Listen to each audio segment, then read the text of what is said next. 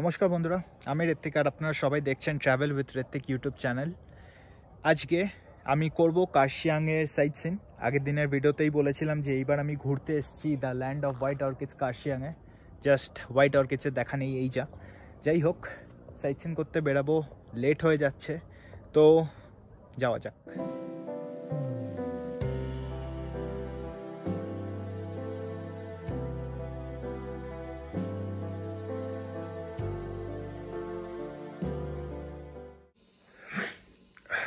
সকাল হয়েছে সবে 8:30 বাজে, দেরি হয়ে গেছে একটু ঘুম থেকে উঠতে। কালকে এডিট করছিলাম, প্রচণ্ড ঠান্ডা লাগছে। আর আজকে সাইট সিন করতে বেরাবো, 10:30টায় গাড়ি আসার কথা আছে, তো আর সময় নষ্ট করে লাভ নেই। ফ্রেশ হয়নি, তারপর বেরাবো আজকে। তো ফ্রেশ হয়ে গেছি আর এখন আমি দাঁড়িয়ে আছি হোমস্টেতে। ঘড়ির কাটায় সময় 10টা, আর 10:30টায় আমি সাইট সিন করতে বেরাবো। খুব এক্সাইটেড, সত্যি কথা বলতে। ঠান্ডা লাগছে ঠিকই, কিন্তু খুবই এক্সাইটেড। দাদা বলেছিল যে এসে কল করবে, তো ওটারই ওয়েট করছি। আর তাছাড়া ব্রেকফাস্টও দিয়ে গেছে। তো এক মিনিট। हाँ दादा, हेलो। हाँ मैं रेडी हूँ, आप आ गए? हाँ नहीं, आप आ जाइए, मैं रेडी हूँ। आके एक बार कॉल कर दीजिएगा। ठीक ठीक है, थैंक यू। তো ফোন করে দিয়েছে, যার সাথে সাইট সিন করতে বেরাবো সে আসছে খুব তাড়াতাড়ি। তো তাড়াতাড়ি করে ব্রেকফাস্টটা শেষ করে নিই, আর তারপর বেরাবো ঘুরতে। তো চলুন যাওয়া যাক।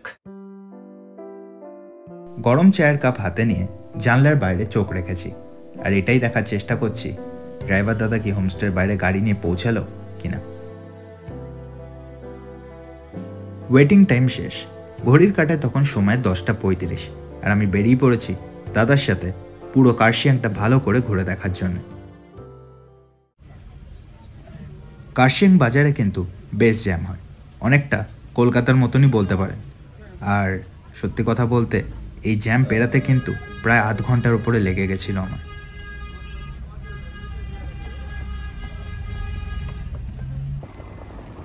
ট্রাফিক জ্যাম ঠেলে কিছুটা আগে যেতেই রাস্তা কিন্তু পুরো ফাঁকা আর প্রাকৃতিক সৌন্দর্যের ভাণ্ডারে ঘেরা। আর এখন আমি এগিয়ে চলেছি দেউরালি ভিউ পয়েন্টের উদ্দেশ্যে, যেটা চিমনি গ্রামের বহু কাছাকাছি অবস্থিত। তো যেমনটা বললাম, কার্শিয়াংয়ে সাইট সিন করতে তো বেরিয়ে পড়েছি, আর যাচ্ছি চিমনির দিকে। আর চিমনি যাওয়ার পথে দেখতে পেলাম সেই অলমাইটি কাঞ্চনজঙ্ঘা। অনেক পুরনো কথা মনে পড়ছে, চিমনি গ্রামের সেই ট্যুরের কথা, আর সাইডে এই কাঞ্চনজঙ্ঘা। মানে দেখতে সত্যি খুবই ভালো লাগছে। এটা আমি আপনাদের সাথে শেয়ার করছি। যদি সম্ভব হয় একবার অবশ্যই এখান থেকে ঘুরে যাবেন। অনেকগুলো পাহাড়ের দলের কাঁধের ওপর দিয়ে উকি মারছে সে বিখ্যাত কাঞ্চনজঙ্ঘা, যাকে আমরা স্লিপিং বুদ্ধা নামেও চিনি। সত্যি দেখতে অপূর্ব লাগছে। সত্যি কথা বলতে অনেক দিন ধরেই আমি নর্থ বেঙ্গল আসছি, কিন্তু কাঞ্চনজঙ্ঘা সবসময় আমি দেখতে পাই না। তাই জন্য যখনই কাঞ্চনজঙ্ঘা দেখতে পাই, মনটা অটোমেটিক্যালি এক্সাইটমেন্টে আমার ভরে যায়। পাইন গাছের জঙ্গল, সেই পুরনো রুট আর সেই পুরনো এক্সপিরিয়েন্স। রাস্তাটা যেন আরও সুন্দর হয়ে গেছে এই ওয়েদারের কারণে, অপূর্ব দেখতে লাগছে। তো পরে সাইট সিন পয়েন্টে যাওয়া যাক। ডান দিকে রাইট সাইডে এস। হ্যাঁ ঠিক আছে, মানে এসটা যেভাবে হয় ঠিক আছে, হ্যাঁ সেইভাবে দেখো।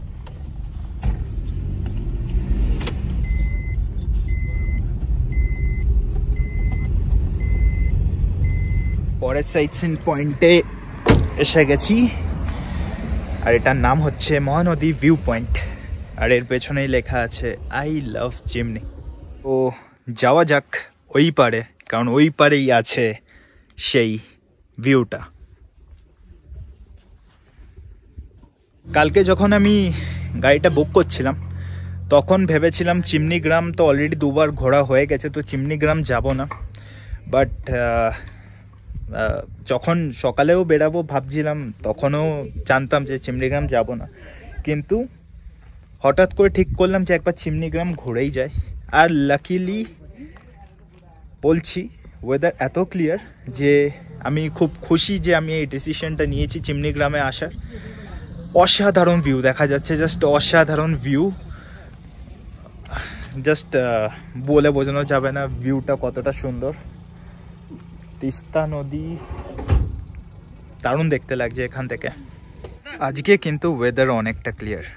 পাহাড়ে এসে এরম একটা ওয়েদার অনেক দিন ধরে আমি ডিমান্ড করছিলাম, আর আজকে ফাইনালি সেই ওয়েদার দেখতে পেয়েছি। ওই যে দূরে বয়ে চলেছে তিস্তা নদী, দেখতে জাস্ট ফ্যান্টাস্টিক লাগছে। পাহাড়ে এসে যদি এরম ওয়েদারটা না থাকে তাহলে হয়তো এই ভিউগুলো মিস হয়ে যায়। আর এইবার তো কালকে থেকেই কাঞ্চনজঙ্ঘা দেখা যাচ্ছে। আর আজকে সিরিয়াসলি বলছি ওয়েদার টেরিফিক আজকে। আগের দিনের মতো আজকে টুপি না নিয়ে আসার ভুল তো করিনি, কিন্তু ভুল তো একটা করেছি, জল আনতে ভুলে গেছি। জল তেষ্টা পাচ্ছে, সামনে দোকান আছে, তো যাই একটা জলের বোতল নিয়ে আসি।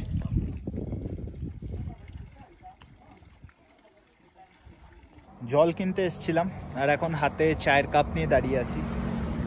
এই ভিউয়ের সাথে একটা চা তো ম্যান্ডেটারি, সেটাই করছি।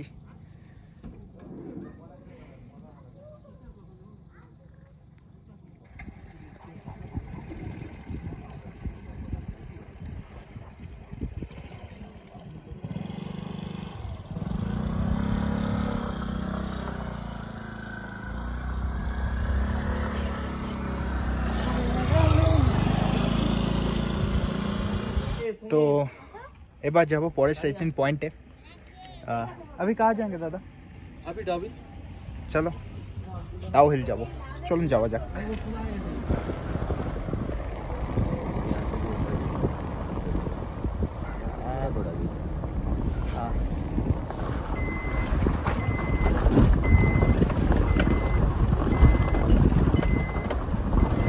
তো পাইন গাছের মাঝখান দিয়ে রাস্তা যাচ্ছে, শুরু হয়ে গেছে, আর ওটাই দেখবো এবার। जब रात होगा ना, हाँ 10 बजे के बाद तो अगला कोई चलता ही नहीं। ডাউহিল পার্ককে পেছনে ফেলে রেখে আগের দিকে এগিয়ে যাচ্ছি। ডাউহিল পার্ক যাব না, যাচ্ছি ডাউহিল ফরেস্টে। তো আর একটুই ডিস্টেন্স, রাস্তা খুবই খারাপ, ভিডিও দেখেই বুঝতে পারছেন। তো ওইদিকে এগিয়ে চলেছি। এসে পৌঁছলাম ভিক্টোরিয়া বয়েজ স্কুলে। আর এই জায়গাটার ভেতরে একটা চার্চ আছে, যেটাকে সবাই হন্টেড মনে করে, ইনক্লুডেড এখানকার লোকাল লোকেরা। কিন্তু এর ভেতরে ট্যুরিস্টদের যাওয়া অ্যালাউ না, কারণটা আগে বলছি। এসে পৌঁছেছি ডাউহিল ফরেস্টে। ভিক্টোরিয়া বয়েজ স্কুল বন্ধ ট্যুরিস্টদের জন্যে। কিছুদিন আগে কিছু ট্যুরিস্ট এসে এখানে মদ খেয়ে কিছু ঝামেলা করেছিল, তারপর থেকেই এটা ট্যুরিস্টদের জন্যে বন্ধ করে দেওয়া হয়েছে। মিটিং চলছে এটা খোলার, নেক্সট ইয়ার জানা যাবে যে এই জায়গাটা আদেও আর ট্যুরিস্টদের জন্য খোলা হবে কোনো দিন কি না। পাইন ফরেস্ট বাইরে দিয়ে দেখা যায়, আর পাইন ফরেস্টের জঙ্গল ওখানেই আছি। আগের দিকে গভীর জঙ্গল, পায়ে হেঁটে এগিয়ে যাচ্ছি ওই দিকে। তো ওখান থেকে ভিউটা কেমন একবার এক্সপিরিয়েন্স করেছি ঠিকই, বাট বারবার এক্সপিরিয়েন্স করতে ইচ্ছা করে। তো ওই দিকেই যাচ্ছি আর দেখব কেমন লাগে এখন ডাউহিল ফরেস্ট।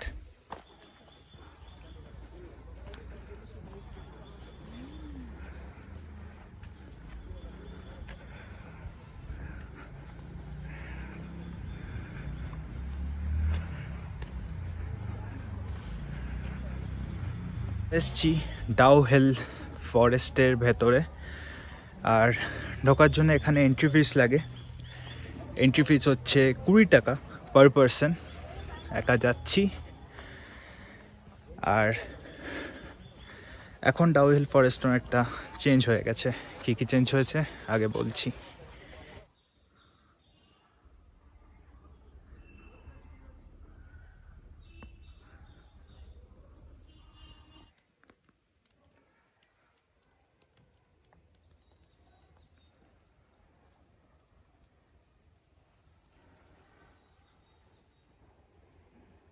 রাহুল ফরেস্টে লাস্ট যখন আমি 2 বছর আগে এসেছিলাম জাস্ট কোভিডের শেষে, তখন নর্মাল জঙ্গল যেমন হয় ওরকমই ছিল, আর রাস্তা যেটা দিয়ে আমি এখন হাঁটছি ওটা ছিল।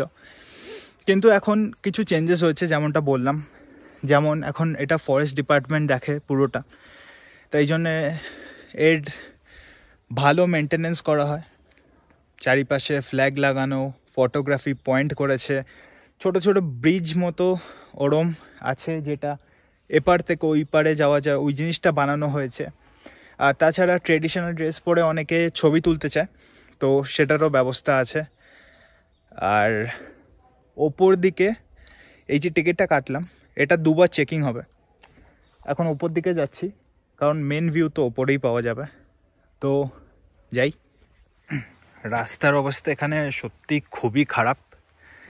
আগের দিকে এগিয়ে যাচ্ছি, ওখান থেকে আমি আমার ট্রেকিং শুরু করেছিলাম, ওখান থেকে না, একটু নিচে অ্যাকচুয়ালি। আর এই যে পুরো জঙ্গলের ভেতর দিয়ে রাস্তা চলে গেছে, ওপর দিকেই যাচ্ছি। কিছু লোকজন দেখতে পাচ্ছি ওপর থেকে আসছে, তো মেন জঙ্গলটা তো ওখানেই হবে আশা করছি। ভুলে গেছি আসলে, এতদিন আগে এসেছিলাম, তো আগে যাই আর দেখি।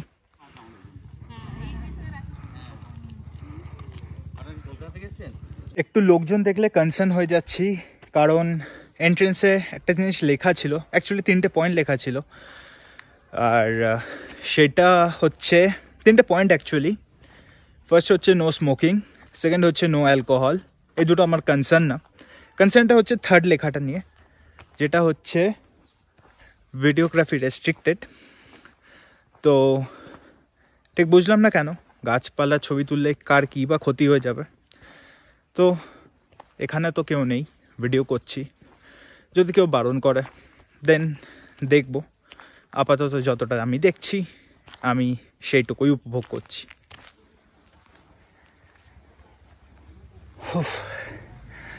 আবারও অনেকটা বড় ট্রেকিং। অনেককে দেখছি বাইক স্কুটি নিয়ে আসছে, তারা বোধহয় লোকাল রেসিডেন্ট এখানকার, তাই জন্যই আসছে, কোনো ট্যুরিস্টদের জন্য তো অ্যালাউড নেই।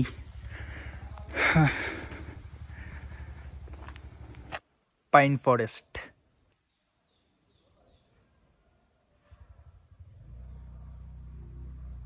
আগে জঙ্গল, এই পাইন ফরেস্টে জঙ্গলগুলোর মধ্যে আসতে একদমই ভয় লাগতো না, যখন তখন যেখানে সেখানে ওপেনিং দেখলে ঢুকে যেতাম। কিন্তু লাস্ট টাইম যখন নিজের চোখে লেপার্ড দেখেছি, তারপর থেকে সত্যি একটু ভয় ঠিক না, ডাউট হয়। কোনো আওয়াজ হলে মনে হয় হয়তো চিতা বেরিয়ে আসবে, বা সরি লেপার্ড বেরিয়ে আসবে, বা অন্য কিছু আছে। তো হ্যাঁ, একটু কেমনি কেমনি লাগে।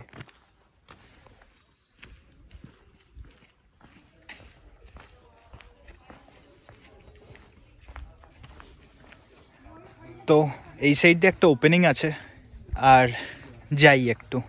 মাউন্টেন ডিউও খাইনি, আর ডরকে আগে জিত হ্যায় এই স্লোগানও দিচ্ছি না, বাট হ্যাঁ যাই একটু।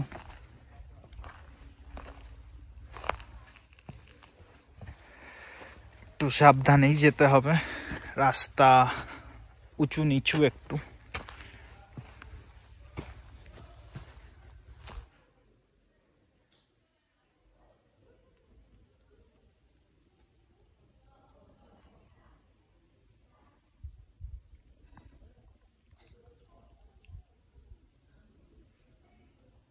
তো চলে এসেছি এই পাইন গাছের ওপেনিংয়ের ভেতরে।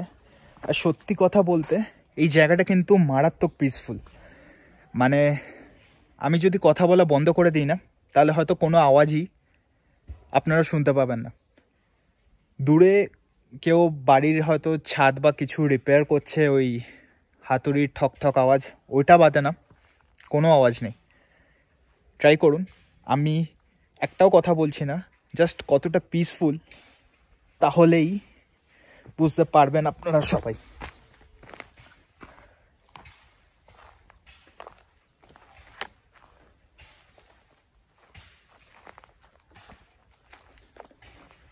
কোনো আওয়াজ নেই। আর তার থেকেও ভালো জিনিস হচ্ছে এখানকার এয়ার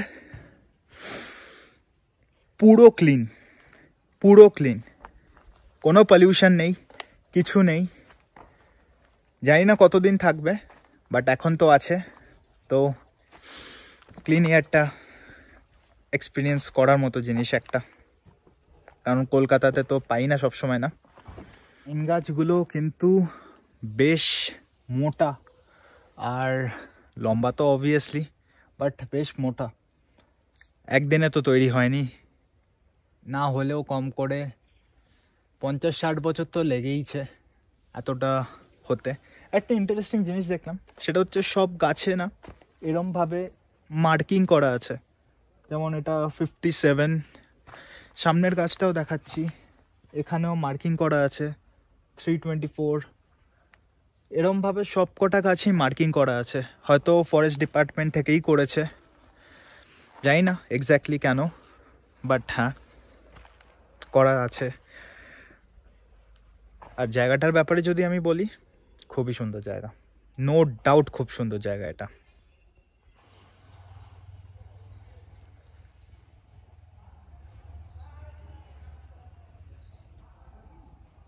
বেশ কিছুক্ষণ সময় কাটানো হয়ে গেছে, এবার ফিরে যাওয়ার পালা। নেক্সট সাইট সিনও তো করতে হবে, তো এগিয়ে চলেছি বাইরের দিকে।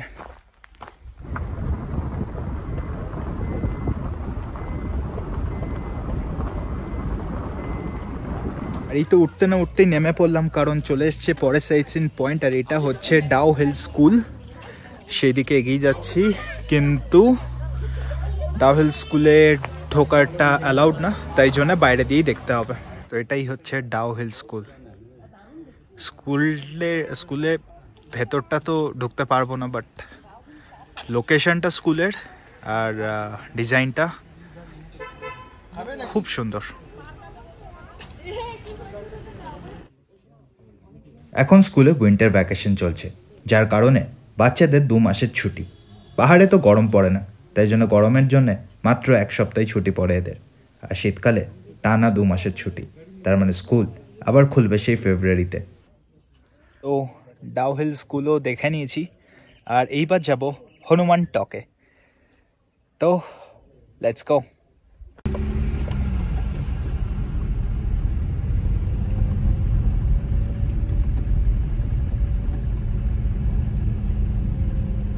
যেমনটা দেখালাম, গাড়ি করে যাচ্ছিলাম হনুমান টকে, ওই যে ওখানে হনুমানজি।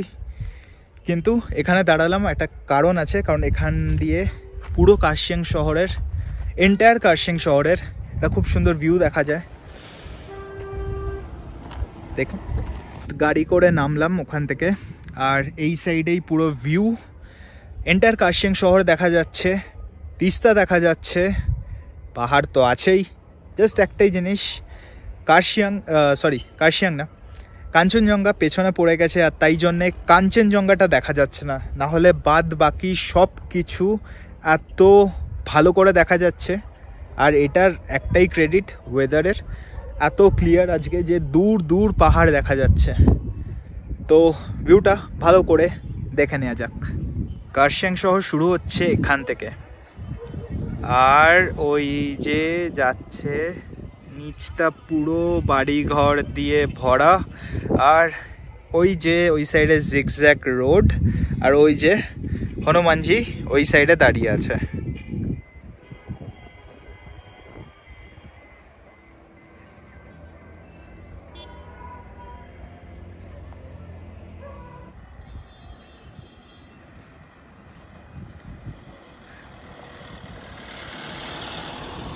কথা বলতে ভিউ পয়েন্টটা এতটা সুন্দর, আর এখান থেকে এত সুন্দর ভিউ দেখা যাচ্ছে, আমার এই জায়গাটা ছেড়ে একদম যেতে ইচ্ছা করছে না, বাট কি করব, যেতে তো হবে, না হলে অন্য জায়গাগুলো মিস হয়ে যাবে।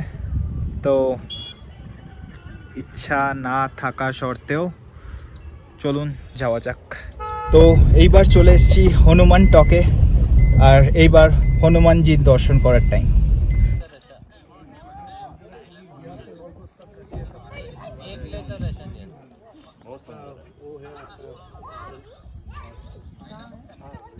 হনুমানজিকে দর্শন করতে যাওয়া যাক।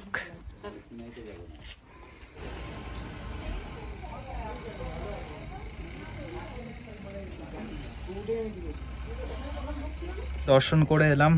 আর এই যে হনুমানজির প্রসাদ, আর আমার সাইডে হনুমান টকের যে মেন অ্যাট্রাকশন, হনুমানজির সব থেকে উঁচু মূর্তিটা, ওটাই আছে। আর ওইটা এবার দেখবো।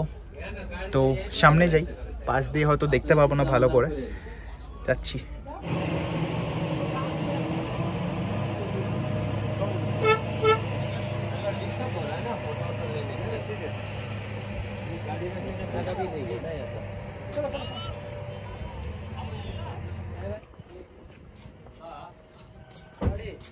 আপাতত একটু দাঁড়িয়ে আছি, সিনিক বিউটিটা দেখবো। দেখা হয়ে গেলে পরে সাইট পয়েন্টে যাব। দাদা একটু দূরে আছে, তাই জন্য এক্স্যাক্টলি কনফার্ম হতে পারছি না পরে সাইট পয়েন্টটা কি, but most probably next sight point হতে চলেছে গিদ্দা পাহাড় ভিউ পয়েন্ট। তো দেখি। হনুমানটক টেম্পলটা ওইদিকে, আর চা বাগান পুরোটা, এগুলো সব চা বাগান। একটু চা বাগানটাও দেখে আসবো। তো যাই।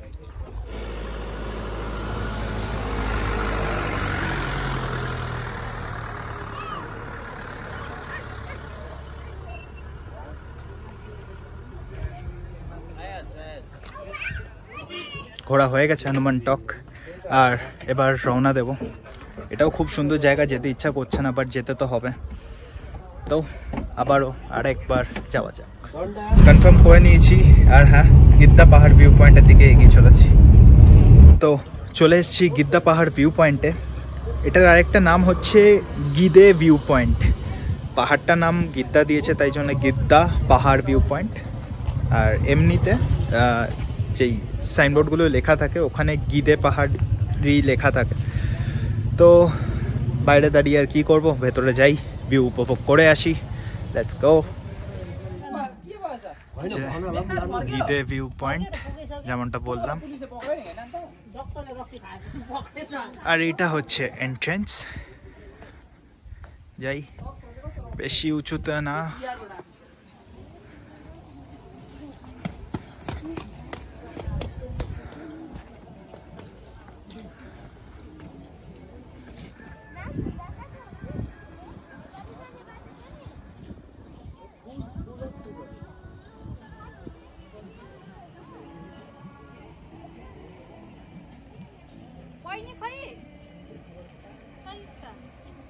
গিদ্দা পাহাড় ভিউ পয়েন্টে আরেকটাও সেকশন আছে। তো এইবার ওইখানটায় যাব, আর দেখবো ওখান থেকে ভিউটা কেমন লাগে। রাস্তা দিয়ে এসছিলাম, ওই রাস্তায় যাচ্ছি, কিন্তু এবার সোজা গেলে এক্সিট, ওটা যাব না, যাব ডান দিকে। আর এই যে চলে এসছি, আর একটু হাঁটলেই চলে আসবে সেই সেকশনটা।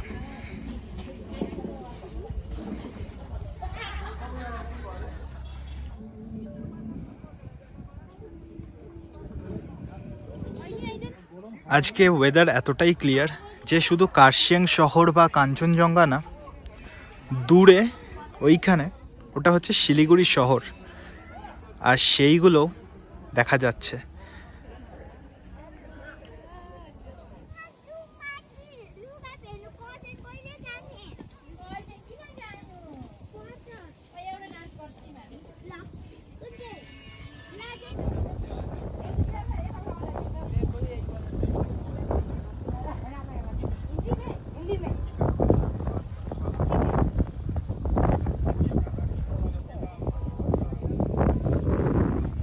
যে জিনিসটা আপনারা দেখতে পাচ্ছেন, এই লোহা স্ট্রাকচারটা, এটা একটা হিস্টোরিক্যাল জিনিস হলেও হতে পারতো, বাট আনফর্চুনেটলি হয়নি।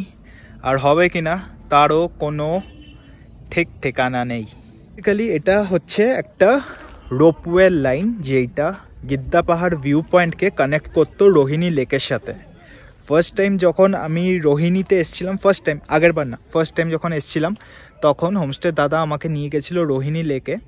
আর তখন দাদা বলেছিল যে অনেক দিন কাজ বন্ধ ছিল, কিন্তু আবার কাজ শুরু হবে, তাই জন্য নতুন নতুন ইকুইপমেন্টসও এসেছিল।